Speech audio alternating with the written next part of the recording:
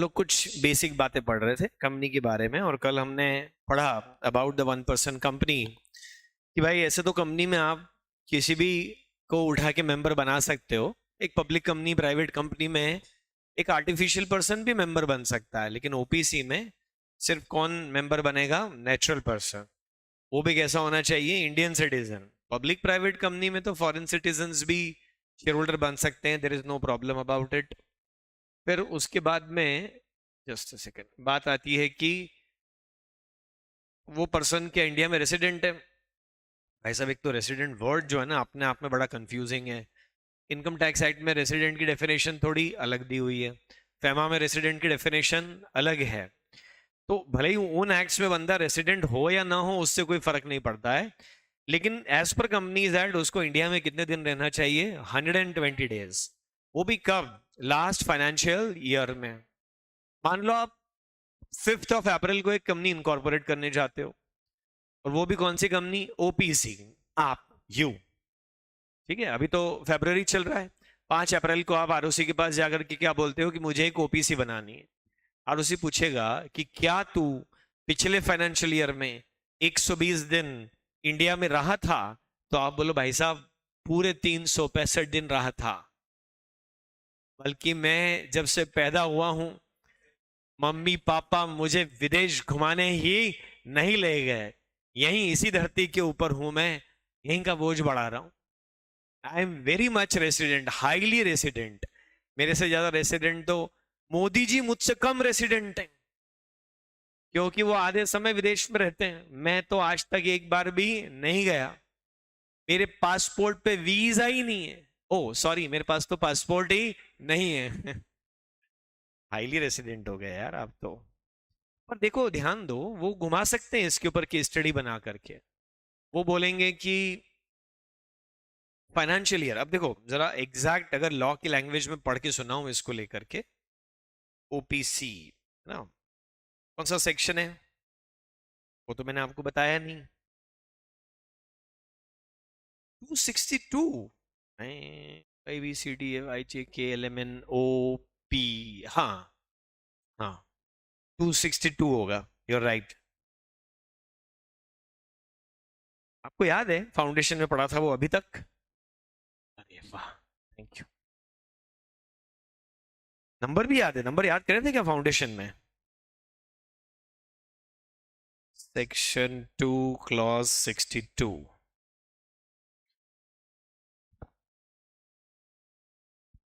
देखो इसमें तो ज्यादा कुछ लिखा नहीं है, लेकिन इससे रिलेटेड रूल्स में लिखा है।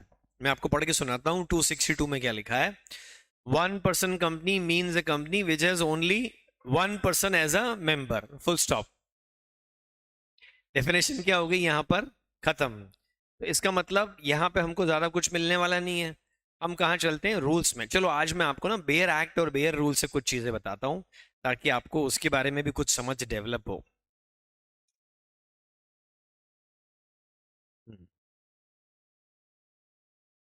दिस इज, कहाँ चला गया रूल्स? एमसीए की साइट पर गए और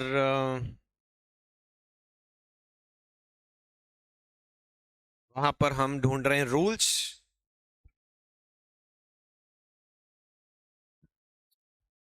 क्या कह रहा है, नहीं हो पाएगा? अरे यार, ये हो गया तो ये तो छोटी मोटी चीज है। चल अब इसमें अपन देखते हैं चैप्टर नंबर 1। मैंने बताया था आपको, बहुत सारे चैप्टर से बताया था क्या? चैप्टर नंबर 1, और हर चैप्टर के अपने अलग रूल्स हैं भाई साहब। ये देखिए आप, बहन जी भी देखिए, आई मीन टू से टोटल 29 चैप्टर्स हैं, तो हर चैप्टर के रूल्स अलग हैं। तो ये मैंने चैप्टर 1 सेलेक्ट करके गो कर दिया। तो इसमें भी 3 रूल्स हैं। The company's specification of definition rules, the company's restriction on number of layers rules, and the company's acceptance of chapter 5 का रूल यहाँ क्यों शो कर रहा है? कोई मेल फंक्शन हो गया। चलो अपन स्पेसिफिकेशन ऑफ डेफिनेशन रूल के ऊपर क्लिक कर देते हैं। इसके अंदर देखो सारे सब रूल्स हैं। रूल कौन सा पढ़ रहे हैं फिलहाल हम? उसका नाम है the company specification of definition rules.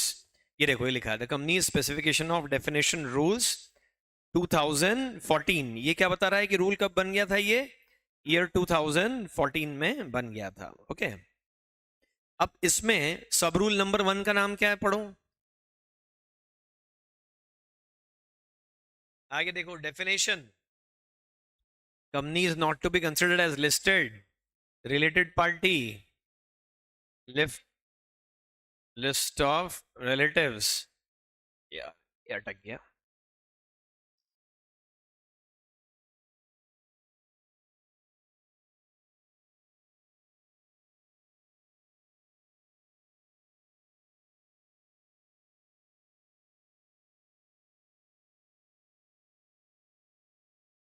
अच्छा ये यहाँ ऐसे आगे आना पड़ेगा हमको, जस्ट अ मिनट, हैंग हो रहा है बार बार। एमसी की वेबसाइट है, अक्सर ही हैंग हो जाती है, कोई खास बात नहीं है, सरकारी वेबसाइट है। देश भर के हजारों चार्टर्ड अकाउंटेंट और कंपनी सेक्रेटरी का आधा जीवन इसी में खराब हो जाता है, साइट नहीं चल रही है, साइट नहीं चल रही है, क्योंकि कंपनी की जितनी कंपनी जो भी करती है सब किसको बताना पड़ता है, आरओसी।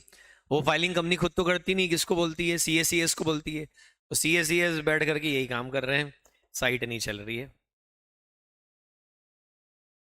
जा यार, ऐसी भी क्या नाराजगी है।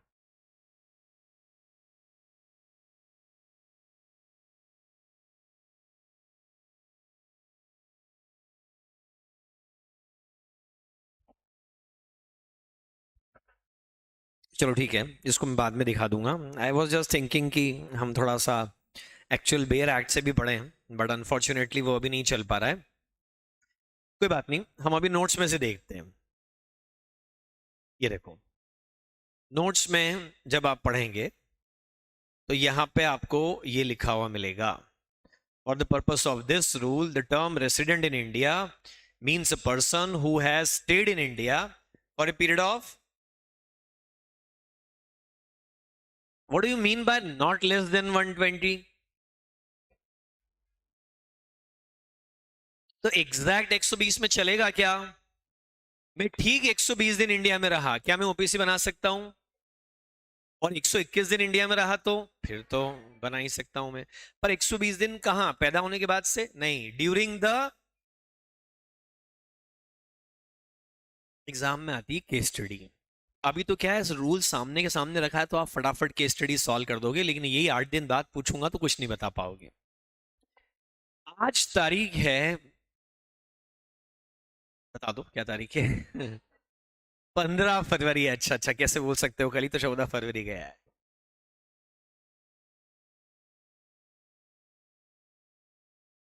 और आप पिछले 10 सालों से इंडिया के बाहर रह रहे थे, बल्कि आप 1 अप्रैल 23 को ही इंडिया आए। सुन रहे हो आप मेरी बात? पिछले 10 सालों से आप कहां थे? इंडिया के बाहर। और 1 अप्रैल 2023 को आप इंडिया आए, तब से लेके आज तक आप इंडिया में ही हो गए 120 दिन की, जरा गिनना तो। अब हो ही गए सर, बहुत सारे दिन हो गए, ये तो 10 महीने खत्म होने आ गए। 10 महीने तो पूरे खत्म हो गए। अरे यार, 1 अप्रैल से लेकर के अभी तक 10 महीने तो पूरे खत्म हो गए ना। तो 30 30 दिन भी पकड़ लो तो कितने दिन हो गए? 300 दिन हो गए। अब आज आप एक ओपीसी बनाने के लिए आरओसी के पास जाते हो, बताओ आरओसी ओपीसी रजिस्टर करेगा कि मना कर देगा? बाकी सब कंडीशन फुलफिल हो रही है। कितने बच्चे कह रहे हैं कि मना कर देगा? कौन है, कौन कह रहा है कि मना कर देगा? कौन है ये? यही लोग सही है। ये जो 10% बच्चों ने हाथ उठाया ना कि आरओसी मना कर देगा, यही सही है।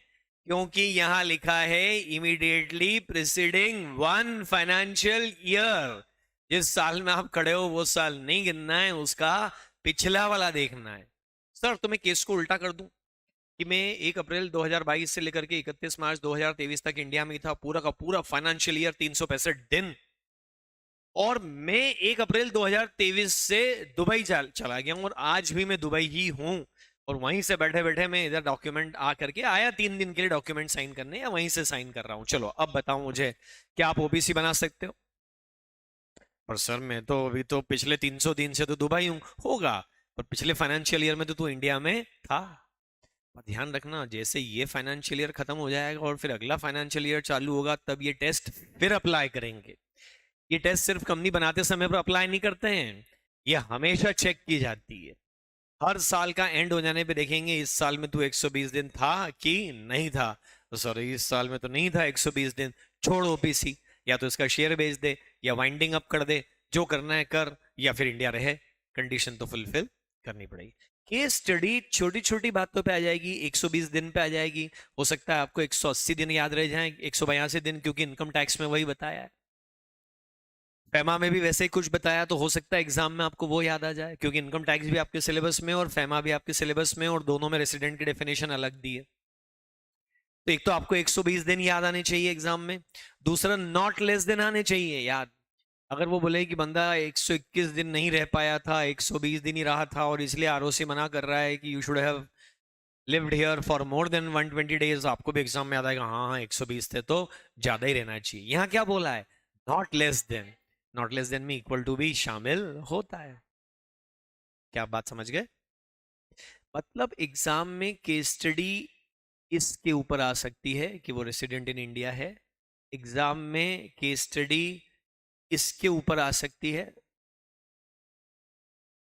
इसी पे फोकस करके पूरा एक 5 नंबर का क्वेश्चन आ जाए, या एग्जाम में केस स्टडी इस पर आ सकती है, या एग्जाम में केस स्टडी इस पे आ सकती है, इनमें से किसी पे भी फोकस हो सकता है।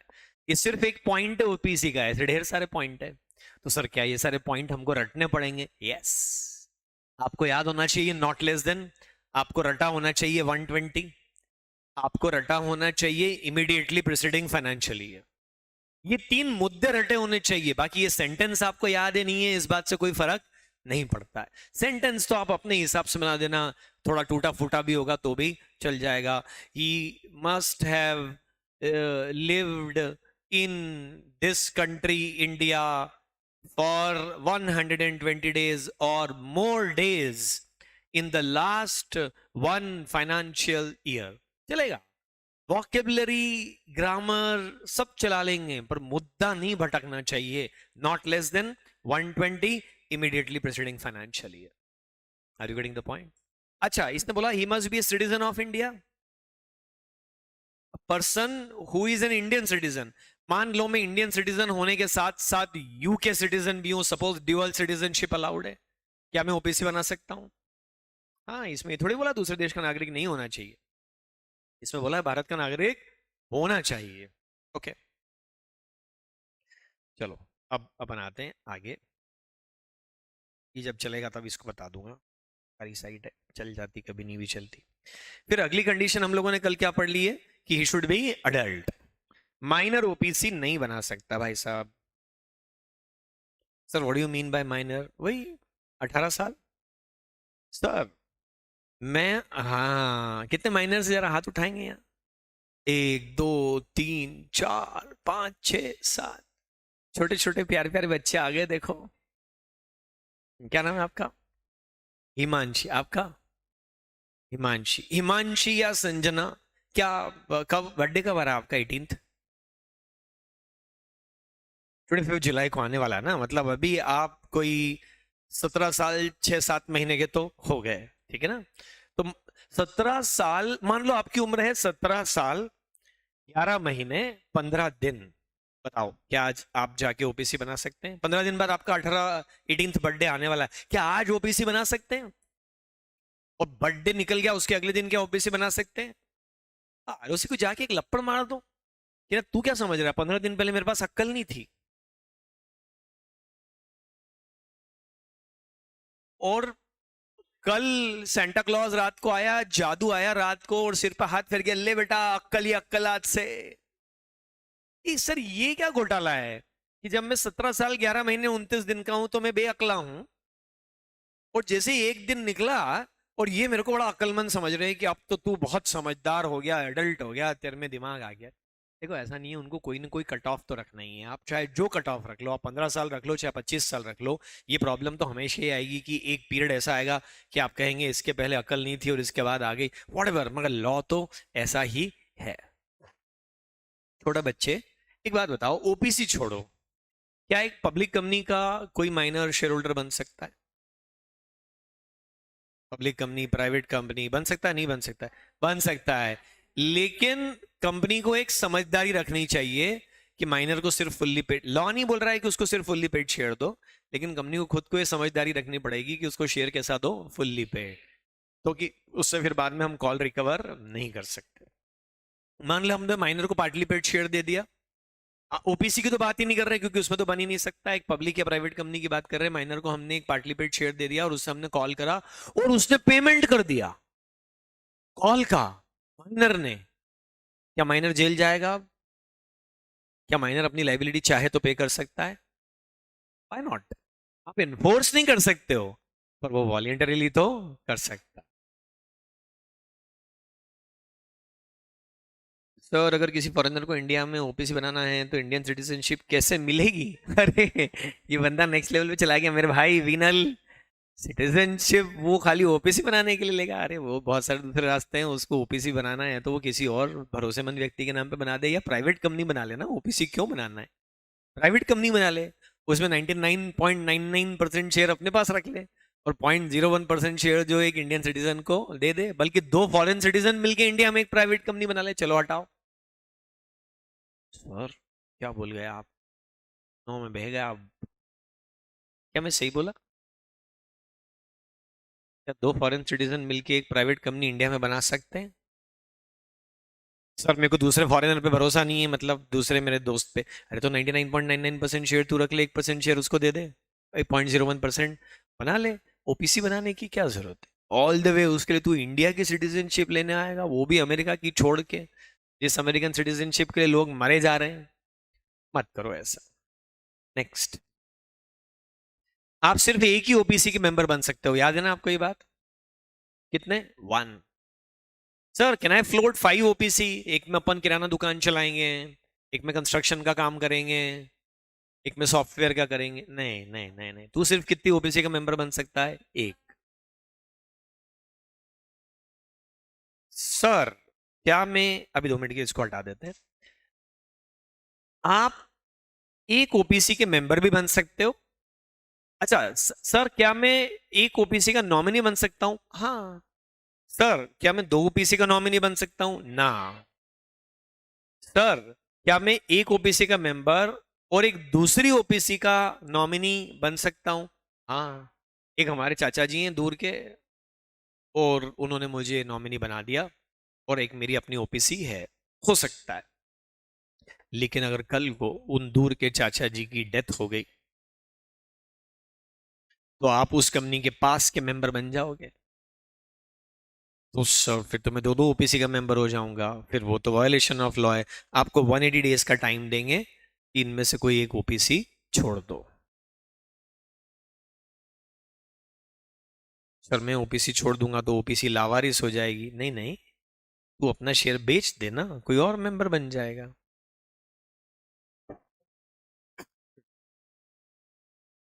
लिखिए।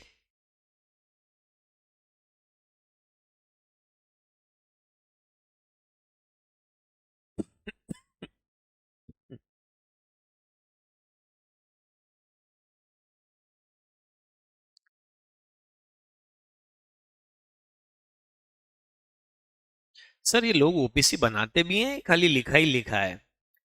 मैंने एमसीए की वेबसाइट पे जाके, एमसीए की वेबसाइट पे जाके अगर ढूंढो ना, तो इस महीने में देश में कितनी कंपनियां बनी हैं, उनकी डिटेल आती है पूरी, फाइल मिल जाती है, डाउनलोड कर सकते हो। हर महीने लगभग 15,000 नई कंपनियां रजिस्टर होती है, उनका नाम, उनका एड्रेस सब मिल जाता है, डाउनलोड कर सकते हो।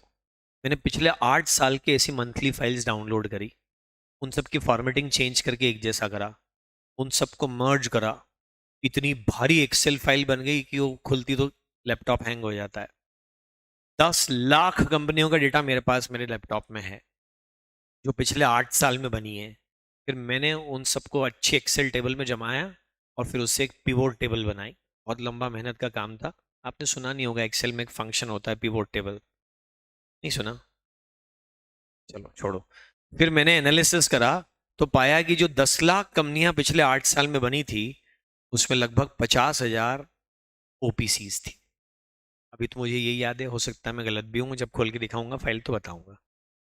तो ढेर सारी ओपीसीज बन रही हैं, पर फिर भी उतनी ज्यादा नहीं। सबसे ज्यादा तो क्या बनती है? Private company, limited by shares. Data का एनालिसिस करके बता रहा हूँ, ऐसे मन से नहीं बता रहा आपको। कुछ और भी शर्तें हैं, रेस्ट्रिक्शंस हैं। ओपीसी में आप एनबीएफसी वाला बिजनेस नहीं कर सकते, लास्ट वाला क्या लिखा है? मौलिक मेरा भाई पूछ रहा है कि लास्ट में क्या लिखा है। बेटा लास्ट में मैंने लिखा है कि आप एक ओपीसी के मेंबर और एक के नॉमिनी बन सकते हो, लेकिन जिसके नॉमिनी हो अगर उसके मेंबर बन गए तो आपको दो में से एक ओपीसी 180 दिन में छोड़नी पड़ेगी। हाँ, आप you can't be you can't run NBFC as an OPC. NBFC का फुल फॉर्म बताओ। देखो, आपको किराने की दुकान खोलनी हो, कपड़ों की दुकान खोलनी हो, फर्नीचर की खोल लो, क्योंकि कोई फर्नीचर एक्ट, कपड़ा एक्ट, किराना एक्ट नहीं है। पर अगर आपको बैंक खोलना हो, आप आपके घर के बाहर बोर्ड लगा दो, हमारे यहाँ डिपॉजिट लिए जाते हैं और लोन दिए जाते हैं। डिपॉजिट लेना और लोन देना, ये तो बैंकिंग बिजनेस है। हाँ, हमारा बैंक है। नाम रख दिया आपने, जो भी आपका नाम है, अंशिका सिंगल बैंक। बाहर बोर्ड लगा दिया, अंशिका सिंगल बैंक, हमारे यहाँ डिपॉजिट लिए जाते हैं और लोन दिए जाते हैं। ये आपने बोर्ड लगाया, अगले दिन डोर बेल बजी, आपने बोला वाह पहला ग्राहक आया, police. You can't do it. कुछ कामों के लिए लाइसेंस लगता है, कुछ काम आप ऐसे ही कर सकते हैं, उसके लिए लाइसेंस नहीं लगता। बट कुछ कामों के लिए क्या लगता है? लाइसेंस। तो सरकार पूछेगी तेरे पास लाइसेंस है? बोले वो कौन देगा? आरबीआई। तो सर मैं चाहता हूँ एक बैंक खोल लूँ, जाके लगा दूं क्या एप्लीकेशन? लाइसेंस की विंडो खुली नहीं रहती है, वो तो जब आरबीआई बोलता है कि हम लाइसेंस देना चाहते हैं तो आप अप्लाई कर सकते हैं। रेस्टोरेंट खोलना है तो आपको फसाई का लाइसेंस लेना पड़ेगा। फसाई सुना? फूड सेफ्टी अथॉरिटी जो है ना, वो लाइसेंस साल भर में कभी भी अप्लाई कर सकते हो। बड़ा बैंकिंग लाइसेंस ऐसे नहीं मिल जाता है। सर बैंक तो नहीं खोल रहा मैं, पर छोटा छोटा मोटा बैंक, छोटा मोटा, उस छोटे मोटे बैंक को बोलते हैं एनबीएफसी। क्या बोलते हैं? कि मैं बैंक तो नहीं हूं पर मैं फाइनेंस का बिजनेस करता हूं।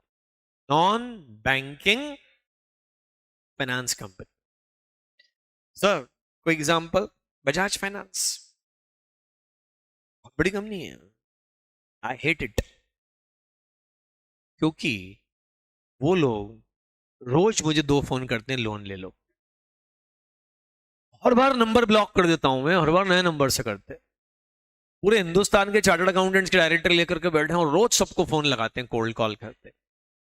बजाज फाइनेंस है, टाटा कैपिटल है, मुथूट फाइनेंस है, मणप्पुरम गोल्ड लोन है, आईआईएफएल होम लोन है। ये सारे पॉपुलर नाम ले रहा हूं, ऐसे और ढेरों हैं। ये सारे लोग क्या करते हैं? इनका धंधा ही है लोन देने का। इनमें से कुछ डिपॉजिट भी लेते हैं। इनको क्या बोलते हैं? एनबीएफसी। एनबीएफसी का बिजनेस करने के लिए भी आरबीआई में रजिस्ट्रेशन करवाना पड़ता है, बिसाइड्स कंपनीज एक्ट। पहले कंपनी बनाओ, बाद में कहाँ रजिस्ट्रेशन कराओ? आरबीआई में। और एनबीएफसी का बिजनेस बड़ा बिजनेस होता है, छोटा मोटा आदमी ये काम नहीं कर सकता, है ना। सेवरल 100 करोड़ की कैपिटल हो तो मजा है एनबीएफसी का बिजनेस करने का, अदरवाइज तो क्या कर लोगे आप। तो आप ओपीसी में एनबीएफसी वाला काम नहीं कर सकते। पर सर मेरे को करना है, मैं क्या करूं? तू प्राइवेट कंपनी बना ले, पब्लिक कंपनी बना ले, वो काम कर सकता है फिर। You can't B section 8 company, not for profit company.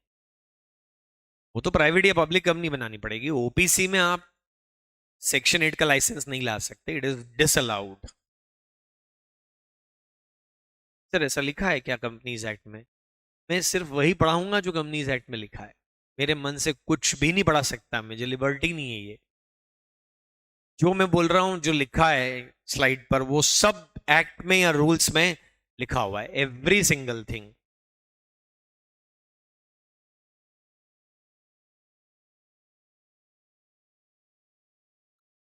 क्या है बेटा, आपको ये सब पॉइंट रटने होंगे। मैंने आपको कहा था कि मैं लगभग 300 स्लाइड्स दिखाऊंगा आपको, और हर स्लाइड पे मोटे मोटे 10 पॉइंट होंगे याद करने के। तो कोई 3000 बातें आपको याद करनी है। तो अब कई बार रटने में कुछ छूट जाता है, तो उसके लिए आप निमोनिक्स बना सकते हैं। तो ये निमोनिक का एक एग्जाम्पल है, NIRMA, Nirma. Washing powder Nirma. Washing powder Nirma का आपने वो लोगो देखा है? उसकी थैली या उसका लोगो देखा कभी? एक लड़की नाच रही होती है उसमें, कितनी लड़कियां होती है? एक। 1% कॉम्पिटिशन। निमोनिक बनाओ तो उसको सेक्शन से कनेक्ट भी करना पड़ेगा आपको, ठीक है? या फिर इसको भी कनेक्ट करना था, एन फॉर नोबडी। फिर ये 8 है ना, उसको मैंने कर दिया at the rate, at the rate is 8। Nobody at Nirma can form OPC. Nirma वाले लोगों को ओपीसी बनाना अलाउड नहीं। सर ऐसा है क्या? अरे नहीं, ये निमोनिक है, याद रखने का तरीका। इससे क्या फायदा होता है पता है? एग्जाम में आपको पूरा साफ नहीं हो जाता है, थोड़ा याद आता है और थोड़ा भूल जाते हैं। 2 पॉइंट याद आया, 2 नहीं याद आ रहे हैं। तो अगर आपको निमोनिक याद आ गया तो आप सब कुछ रिकॉल कर लोगे कि N for natural person, I for Indian citizen, R for resident, M for minor नहीं होना चाहिए, और A for a an OPC, एक ही का मेंबर हो सकता है। At the rate is section 8 company, N N N N for NBFC. ऐसा आपको याद करना आसान हो जाए। हाँ सर, तो आप एक काम करना, जितनी स्लाइड है ना सबके निमोनिक बना के देना, हम रट लेंगे। नहीं नहीं नहीं नहीं, निमोनिक आप खुद बनाएंगे, क्योंकि जो आपका ब्रेन बनाएगा वो आपका ब्रेन याद कर पाएगा। जो मेरा ब्रेन बनाएगा वो आपके ब्रेन को रटना पड़ेगा, मुश्किल पड़ता है। खुद बनाओ, खुद को याद रहता है। बनाते रहना है ऐसे निमोनिक। सर असीम सर ने कल ऐसे याद करने से मना किया था। ठीक है, तो ऑडिट में आप ऐसा मत करना। एस, ऑडिट एस में ऐसा मत करना। हो सकता है वहां ये ट्रिक काम नहीं करती हो, लॉ में काम कर। उन्होंने ऐसा तो नहीं कहा था कि लॉ में ऐसे मत करना, वो कहा था तो उन्होंने अपने जुरिस्डिक्शन के बाहर कहा है। हम्म, हाँ नहीं ठीक है, तो ऑडिट में ऐसा करोगे तो वो सी क्लास का डी तरीका होगा। पर अगर वो कह दे लॉ में ऐसा मत करना, तो ये तो ऐसा हो गया कि आप एक चार्टर्ड अकाउंटेंट के पास जाओ और बोले भाई साहब मेरे को ऐसा लगता है कि आपके हिप जॉइंट में प्रॉब्लम है। बोले यार ये क्या बात है? बोले नहीं, जिस तरह से आप चलते हुए आ रहे थे ना, अरे बोले चप्पल टूटी है यार। तो कोई आदमी अपने जुरिस्डिक्शन के बाहर निकल के कुछ कहे तो उस बात की कोई वैल्यू नहीं है। वैसे तो उन्होंने अपने जुरिस्डिक्शन के बाहर कहा ही नहीं आपको, पर अगर कभी कह दें तो वो जो बोले वहां लगाना, मैं जो बोलूं यहां लगाना। ठीक है, कोई कॉन्फ्लिक्ट नहीं है इसमें। ये अपने अपने नियम हैं सब जगह के। अमेरिका के कानून अलग है, इंडिया के अलग है, अफगानिस्तान के तो है ही नहीं। वहां तो लफड़ा करे टांग दो, चॉप चॉप कर दो। ठीक है, तो ऐसे ही याद करना है, रटना पड़ेगा आपको ऐसी 3000 बातें। एफएम पढ़ाऊंगा ना मैं, तब मैं नहीं बोलूंगा ऐसे रटो, क्योंकि वो तो पूरा लॉजिक ओरिएंटेड है। वहां तो रटने वाला कोई काम है नहीं। यहाँ कि लॉजिक देना मेरा काम है, पर रटना आपका काम है, इसलिए रटो। ओके, लिखो, लिख लिया आपने?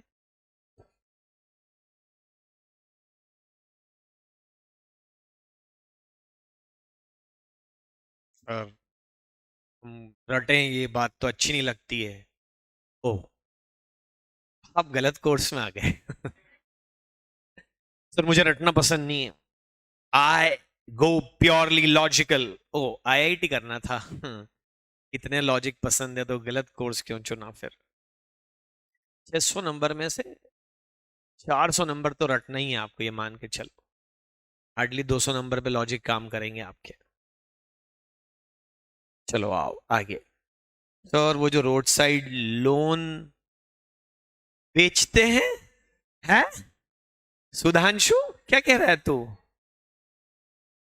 रोड साइड लोन बेचते हैं? लोन ले लो, लोन वाला ताजा गर्मा गर्म लोन ले लो। मैंने नहीं देखा है ऐसे कभी। नहीं, मैं समझ गया सुधांशु क्या कह रहा है। वो क्यूबिकल्स लगाते हैं, वो ऐसे टेंट लगाते हैं ना, अच्छा बढ़िया सा। तो वो किसी कंपनी का टेंट होता है बेटा, वो आईसीआईसीआई का टेंट होता है, वो बजाज फाइनेंस का टेंट होता है, वो मुथूट का टेंट होता है, एलआईसी हाउसिंग फाइनेंस का टेंट होता है। वो वो एलआईसी हाउसिंग फाइनेंस के बिहाफ पे ही आपको कह रहे हैं कि आप हाउसिंग लोन ले लो। क्या है, ये गया होगा सुपर कॉरिडोर पे सुधांशु, वहाँ नई नई कॉलोनियां बन रही हैं, तो कॉलोनी बेचने वाले भी वहीं बैठे हैं और लोन देने वाले भी वहीं बैठे हैं कि आप कॉलोनी में प्लॉट लेने जा रहे हैं, आपको पैसा लगेगा, आप हमसे लोन ले लीजिए भाई साहब। तो सर वो तो इसे वो लोग नुक्कड़ पे बेच रहा है। वो नुक्कड़ पे कौन बेच रहा है? IIFL home finance. पर आपके पास लाइसेंस है तो उन्होंने ये थोड़ी बोला है कि एक बड़ी बिल्डिंग कांच वाली में ही बैठ के बेच सकते हो। आप झोपड़पट्टी में जाके टेबल लगा के बैठ जाओ, झोपड़ी का लोन चाहिए क्या, झोपड़ी लोन, झोपड़ी लोन, झोपड़ी लोन, बोल दे सकते हो। कंपनियां 3 टाइप की होती है, हमने एक तो पढ़ लिया प्राइवेट कंपनी, ओपीसी और पब्लिक कंपनी। अब हम पढ़ रहे हैं limited by share, limited by guarantee और unlimited. Limited by share company का मतलब एक ऐसी कंपनी है जिसकी liability of member is limited up to the amount of their unpaid share capital. ठीक है, अकाउंट्स में इस तरह के क्वेश्चन भर भर के कराए जाते थे 11th 12th में भी, कि पहले शेयर एप्लीकेशन मनी बुलाई उसकी जर्नल एंट्री करो, फिर अलॉटमेंट मनी बुलाई उसकी जर्नल एंट्री करो, फिर फर्स्ट कॉल हुई उसकी जनरल एंट्री, फिर सेकंड कॉल हुई, सेकंड एंड फाइनल कॉल उसकी जनरल एंट्री, फिर उसने कॉल का पैसा नहीं दिया, फिर फॉर फीचर की एंट्री, फिर री इशू करा उसकी एंट्री। कुछ नहीं होता है रियल लाइफ में, ये सब ऑब्सोलेट हो गया। रियल लाइफ में रिटेल इन्वेस्टर से तो 100% अमाउंट इंक्लूडिंग प्रीमियम एप्लीकेशन भी रखवा लेते हैं कि तू पहले दे, तेरे बात का भरोसा नहीं है। इंस्टीट्यूशनल इन्वेस्टर भी लगभग 10% अमाउंट एप्लीकेशन पे और बचा हुआ 90% अमाउंट इंक्लूडिंग प्रीमियम अलॉटमेंट पे दे देते हैं कि first call second call law में अलाउड है पर चलन से बाहर हो गया। ऑब्सोलेट, समझते हो ऑब्सोलेट वर्ड क्या बोलूं हिंदी में, अप्रचलित, आउट ऑफ फैशन। आजकल तो सब शेयर फुल्ली पेड ही होते हैं, मतलब अगर कंपनी डूबी तो शेयर होल्डर को अपनी जेब से 1 रुपया भी देने की जरूरत नहीं है। वाह मजा आ गया सर, जिंदाबाद। क्या मजा आ गया, ये तो डूबेगा ना, और पैसा नहीं देना पड़ेगा, और जो दे रखा है वो डूबेगा। इसमें कोई बहुत खुश होने वाली बात नहीं है। चलो ये है कि और नहीं मांगेंगे, पर लगाया हुआ तो डूब जाएगा। सोचो आपने 10 साल मेहनत करके 1 करोड़ रुपए कमा लिए और वो शेयर में लगा दिए, फुल्ली पेड शेयर, और कंपनी डूब गई और आपकी 10 साल की सेविंग एक झटके में खत्म। आप बोल रहे हो मजा आ गया, देखा शेयर फुल्ली पेड था, अब मैं और 1 रुपया भी नहीं दूंगा। पर ये डूबे भी तो हैं। बस पार्टली पेड हो तो और गम हो जाएगा भाई साहब कि मैंने 1 करोड़ रुपए से पार्टली पेड शेयर खरीदे थे, वो 1 करोड़ तो डूब गए, अब वो 1 करोड़ और मांग रहे हैं, वो भी उस कंपनी के लिए जिसमें आगे कुछ नहीं होना है, ये मरी हुई कंपनी में पैसा डालना है। लो कोई रिश्तेदार की तबीयत खराब हो और उसमें पैसे लगाने, लोगों के आजकल तो मेंटालिटी ऐसी, पैसे लगाने पड़ रहे हैं, तो भाई रिश्तेदार है यार, उसकी जान बचाने के लिए तो पैसे लगाने ही चाहिए। पर मान लो अगर ये मर जाए और फिर वो बोले कि और पैसे दो 1 करोड़ रुपया, आप बोलो तो ये तू ही रख ले डेड बॉडी भी। पर यहां तो वो है, कॉल कर सकते हैं।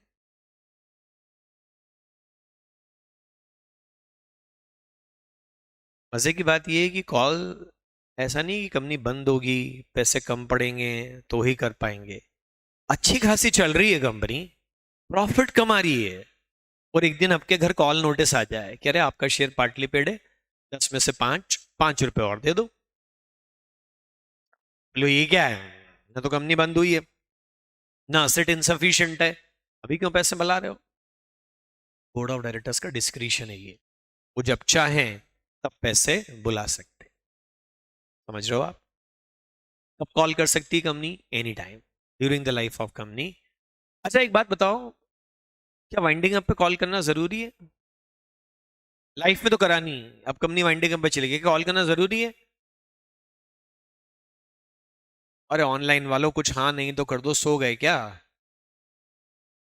बोलो बोलो जल्दी बोलो, हाँ कि नहीं? कॉल करना बिल्कुल भी जरूरी नहीं है, वो कॉल तब करते हैं जब कंपनी के पास असेट्स इनसफिशिएंट हो लाइबिलिटीज का पेमेंट करने के लिए। कंपनी के पास असेट है 100 करोड़, लाइबिलिटी है 70 करोड़, वो पे करके 30 करोड़ और बच गए, क्या करें इसका? बांट दो गरीबों में, नहीं शेयर होल्डर्स में। कॉल क्या करना, बल्कि उनको ये पैसे भी बांट दो। वो तो असेट्स इनसफिशिएंट हो लाइबिलिटी का पेमेंट करने के लिए, तो कॉल करना कंपलसरी हो जाएगा। फिर एक कंपनी बनती है लिमिटेड बाय गारंटी, बहुत कम यार, 95% कंपनियां तो लिमिटेड बाय शेयर्स ही होती है। सरकार ने ये सुविधा दी है, पर ये सुविधा बहुत सुविधाजनक नहीं है, इसलिए लोग इसका ज्यादा उपयोग करते नहीं है। लॉ पढ़ते समय ना हमको सब पढ़ना पड़ता है, चाहे वो प्रोविजन कम ही काम में क्यों ना आता हो। क्या होता है, मैं अक्सर ही जब फ्लाइट में पहुंचता हूं तो वो फ्लाइट उड़ने के पहले एयर होस्टेस मैडम जो हैं वो बताना शुरू कर देती हैं कि ये सीट बेल्ट है और इसको बांधना चाहिए, और विंडो शेड्स खुले रखिए, और कभी इमरजेंसी लैंडिंग प्लेन की करनी पड़ जाए तो ये वो कौन सा जैकेट है, फ्लोटिंग वाला जैकेट है। मैंने बोला यार इतने साल हो गए, कम से कम नहीं तो 20 साल हो गए फ्लाइट से ट्रेवल करते हुए, तुमने एक बार नहीं उतारा पानी पे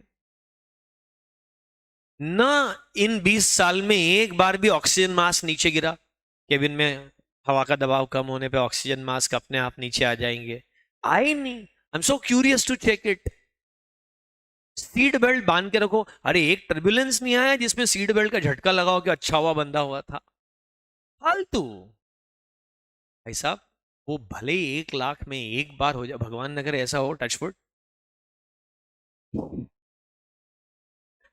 कभी मैं जोर से कह दूं और पायलट बोले डेमो दूं क्या?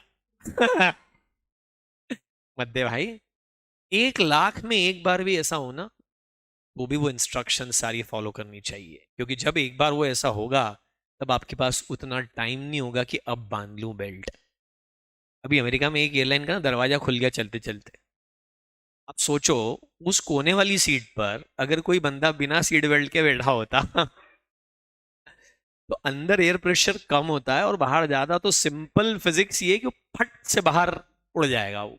और सीट बेल्ट बंधा है तो कहीं नहीं जाएगा, वहीं बैठा रहेगा, हवा लगेगी पर कहीं जाएगा नहीं। 1 लाख में एक बार भी ऐसा होता हो ना, तो भी वो सब हमको करना पड़ता है, राइट? लॉ भी ऐसा ही है। लॉ मेकर ने 1 लाख बातें लिख दी, उनमें से कई बातें तो जीवन में एक बार ही होती है, और उस एक बार के लिए तो हमको लॉ में वो लिखना जरूरी है। उनको तो लिखना जरूरी है, अब उन्होंने लिखा तो हमको पढ़ना जरूरी है।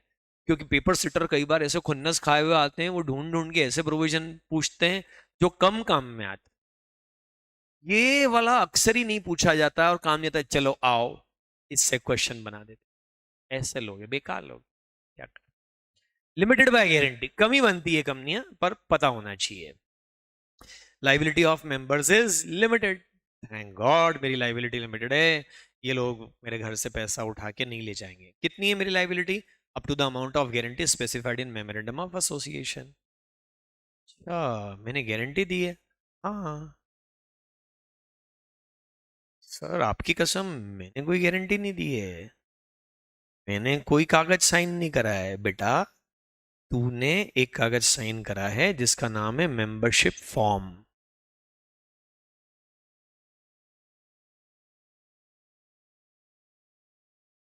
तुम जब कोई मोबाइल ऐप डाउनलोड करते हो ना, तो आई अग्री करके डाउनलोड होती है वो, पता है, मालूम? उसमें लिखा है बहुत सारा कुछ, स्क्रॉल कर करके पढ़ने जाओ तो हो सकता है उसमें लिखा हो आज से सारी तेरी जायदाद मेरे नाम। तो तुमने आई अग्री करा, कंगाल हो गए। ऐसा तो नहीं, बट तुमने जैसे ही शेयर एप्लीकेशन फॉर्म साइन करा था या मेंबरशिप फॉर्म साइन करा था ना, तब तुमने बोल दिया था कि मैं मेमोरेंडम मानने को तैयार हूँ। और मेमोरेंडम में पता है क्या लिखा है? Every member of the company gives A guarantee of rupees what ever, कुछ भी 5 लाख। तो अब अगर 100 मेंबर हैं तो हर एक ने कितनी गारंटी दी है? 5 लाख। क्या गारंटी दे रहा है वो? चलाओ कंपनी, मेरे से पैसे मत लेना। पर अगर कल को कंपनी डूब जाए, बंद करनी पड़ जाए, उस दिन असेट बेच के इतने पैसे ही ना मिले कि लाइबिलिटी चुका पाए, तो मेरी गारंटी है मैं दूंगा पैसे। ऐसे 100 लोगों ने बोला 5 लाख, तो 5 करोड़ की गारंटी हो गई। इससे फायदा क्या, मतलब इस गारंटी को देने से किसी को कोई फर्क पड़ता है? मनी लेंडर्स, क्रेडिटर्स, लोग उधार माल देने के लिए इसलिए तैयार होंगे कि पीछे एक बैकअप है, जो बंदा क्या कह रहा है कि चिंता मत करो। जैसे क्या हुआ, आप किसी दुकान पे उधार लेने चले गए, आप यहाँ गए न्यू सियागंज में, कोई सबमर्सिबल पंप खरीदने हैं, बोले 50,000 का है, आपने बोला भाई साहब अभी दे दो, मैं पैसे बाद में दे दूंगा। बोले और जोक, पैसे बाद में दे देगा? तू नहीं देगा, पैसे पहले दे। जैसे आप हमको आप नाटागढ़ में कोई कह के देख लो कि मैं पहले पूरी क्लास पढ़ लेता हूँ, एग्जाम दे देता हूँ, पास हो नहीं हो वटेवर, वो तो मैं आपके पैसे दे दूंगा। नहीं मानेंगे हम। बाद में क्या गारंटी कि आप पैसा दोगे? उस दुकानदार को क्या गारंटी कि बाद में आप मशीन का पैसा दोगे? सपोज मेरी रेपुटेशन अच्छी हो, मैंने कहा अरे भाई साहब, जैन साहब, डोंट वरी, मैं हूं ना, ये नहीं देंगे तो मैं दूंगा। मैंने मेरी बात का वजन तार, आपके परिचित हैं, आप जानते, हाँ, आपका काम हो गया। और फिर आपने वाकई पैसे नहीं दिए तो मुझे देने पड़ेंगे।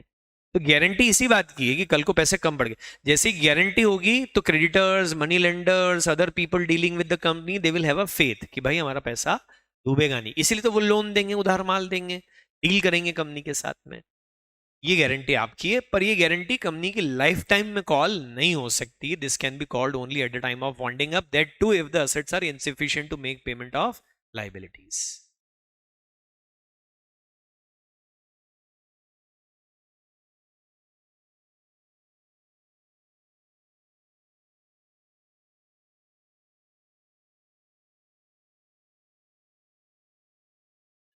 हाँ, अब एक क्वेश्चन आया कि ये कंपनी विद शेयर कैपिटल होगी कि विदाउट शेयर कैपिटल? दोनों टाइप की हो सकती है। हमने कल लिस्ट बनाई थी ना, विद भी हो सकती है और विदाउट भी। यूजुअली विदाउट बनाते हैं लोग, क्योंकि शेयर कैपिटल नाम का तोता अगर पालना ही है और उसको खाना खिलाना ही है, तो क्यों ना फिर लिमिटेड बाय शेयर्स ही बना लो। यूजुअली लोग ये कंपनी कैसी बनाते हैं? Without share capital. सर तो फिर विदाउट शेयर कैपिटल है तो फिर मैं कंपनी का शेयर होल्डर कैसे बनूंगा? शेयर होल्डर नहीं बनेगा, मेंबर तो बनेगा। सुनो, क्या आईसीएआई नाम सुना है? शेयर कैपिटल कंपनी है? नहीं, मतलब आईसीआई की मेंबरशिप लेने के लिए उसका शेयर खरीदना पड़ता है क्या? क्या उसके बिना भी मेंबरशिप मिल जाती है? एग्जाम पास करनी पड़ती है, आर्टिकलशिप करनी पड़ती है, कंप्यूटर ट्रेनिंग करनी पड़ती है, फिर एक फॉर्म भर के देना पड़ता है, मेंबरशिप फीस देनी पड़ती है, हर साल मेंबरशिप फीस देनी पड़ती है, हर साल 15-20 घंटे के सीपीआरस पूरे करने पड़ते हैं कि मैंने नई कंटिन्यूइंग स्टडीज करी है। ये सब शर्तें पूरी करो तो मेंबरशिप मिल जाती है। तो ऐसे कंपनी में भी क्या करना पड़ेगा? एक फॉर्म भर के देना पड़ेगा, हो सकता है मेंबरशिप फीस भी हो, वो देनी पड़ेगी, तो आपको क्या मिल जाएगी? मेंबरशिप। सर, क्या मेंबरशिप्स ट्रांसफरेबल होती है? आईसीआई की तो नहीं होती। सर, क्या गारंटी कंपनी की मेंबरशिप ट्रांसफरेबल है? हाँ। सर, वो कैसे ट्रांसफर होगी? ट्रांसफर फॉर्म भर के, फॉर्मेलिटीज होगी, उसके थ्रू आप ट्रांसफर कर सकते हैं। या हो सकता है गारंटी कंपनी आपने ऐसी बना दी जिसमें लिख दिया कि भाई ट्रांसफर कुछ नहीं होगा, तू छोड़ दे, नया बंदा ज्वाइन कर लेगा, तो वैसे सही। Next, yes please.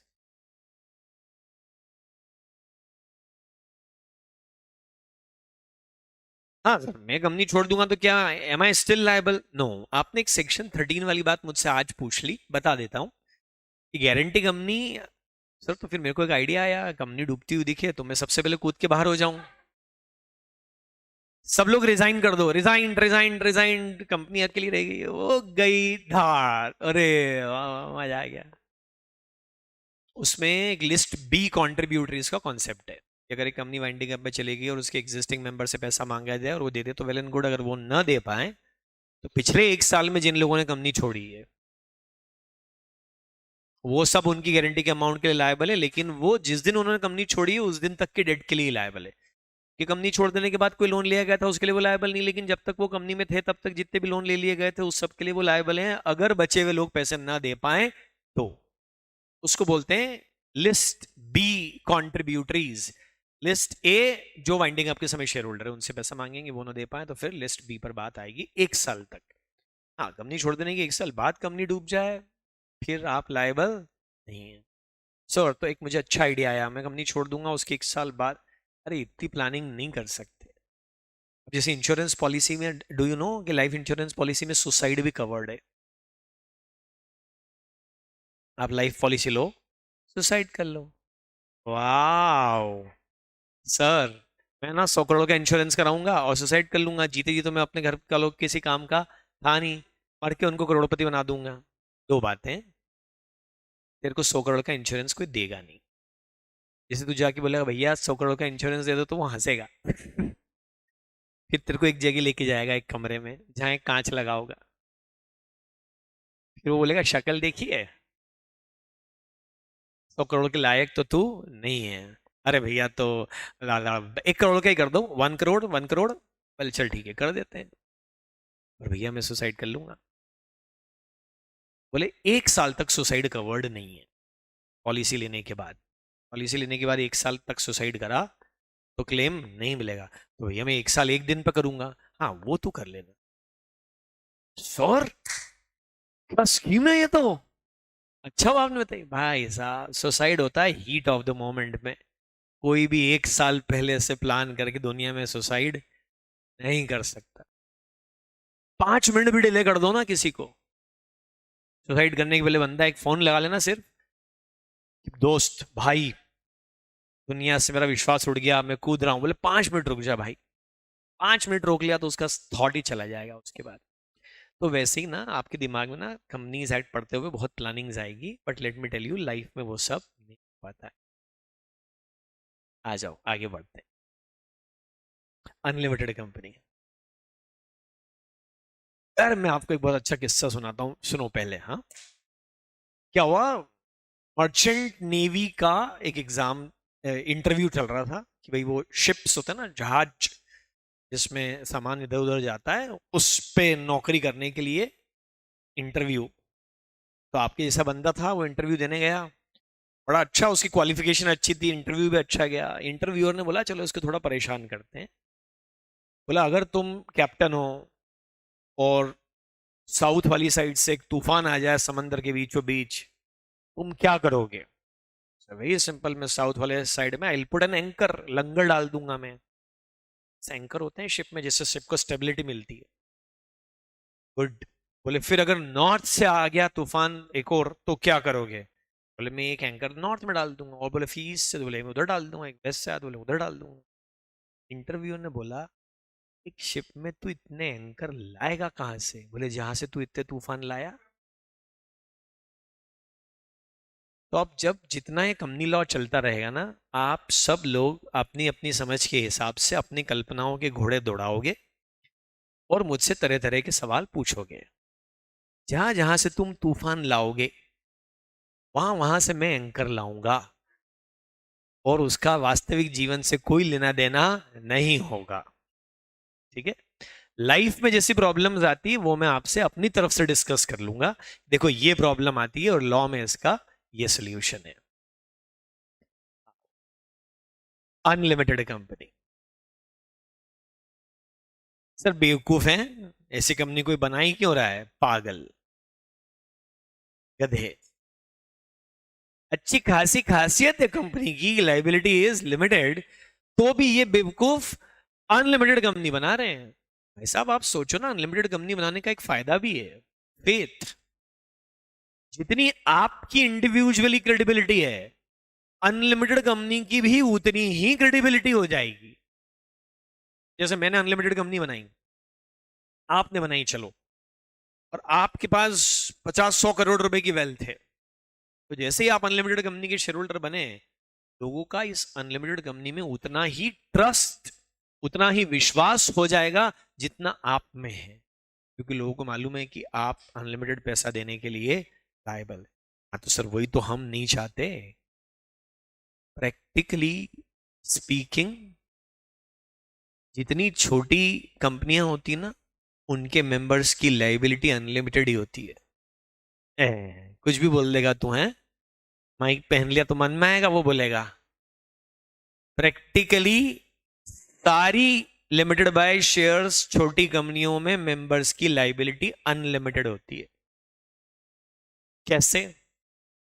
आपने और आपके दोस्त ने मिलकर एक प्राइवेट कंपनी बनाई, दोनों ने 50-50 रुपए डाले, 1 लाख रुपए की बिल्डअप कैपिटल हो गई। अब आप बैंक के पास गए कि भाई साहब जरा एक लोन दे देना। बैंक बोले बावरे, हम लोन तब देंगे जब पहले तू कितने का लोन चाहिए, 10 करोड़, पहले तू 10 करोड़ की इक्विटी कैपिटल डाल तो हम 10 करोड़ का लोन देंगे। तू पैसे नहीं डालेगा तो हम भी नहीं डालेंगे।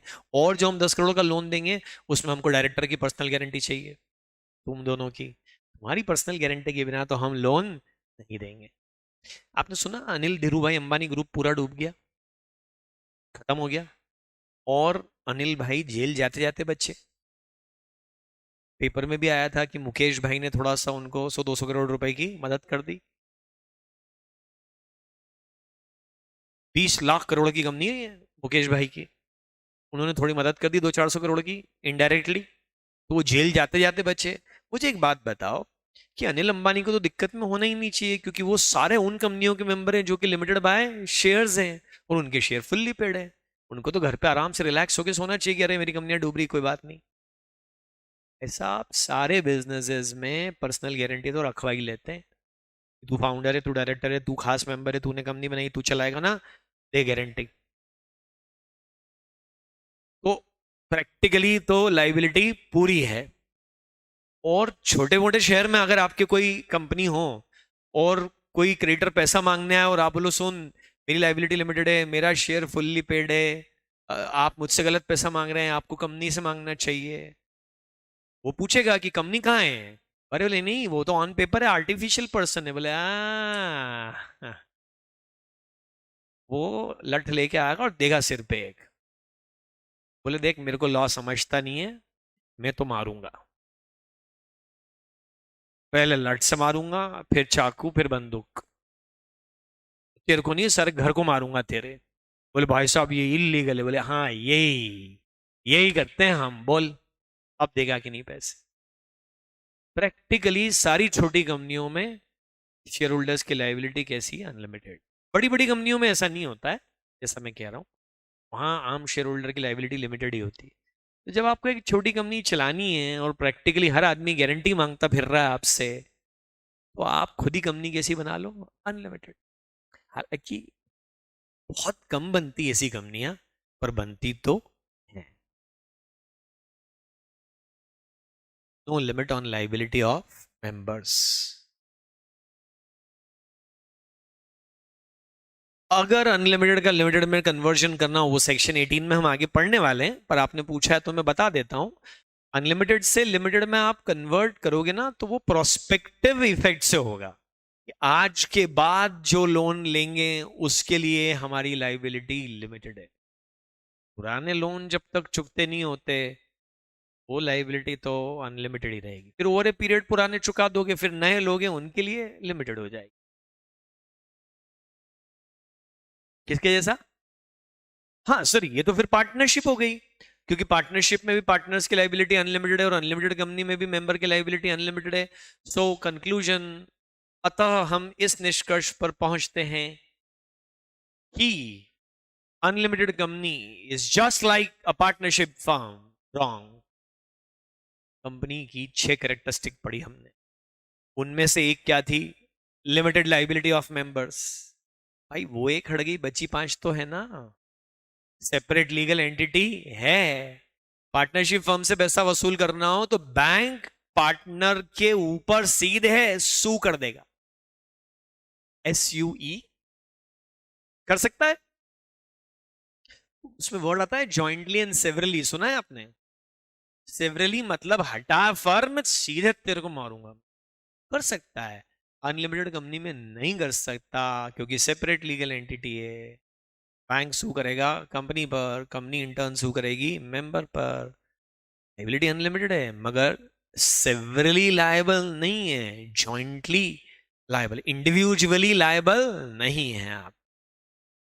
फिर परपेचुअल सक्सेशन है, आर्टिफिशियल पर्सन है, कैपेसिटी टू कॉन्ट्रैक्ट है, कॉमन सील हो सकती है, शेयर ट्रांसफरेबल है। So if somebody says that unlimited company is just like a partnership firm, तो बोलना जस्ट लाइक हटा दे, उसकी जगह लिख somewhat similar to a partnership firm. Unlimited company is somewhat similar to a partnership, बाकी तो दोनों एकदम अलग है।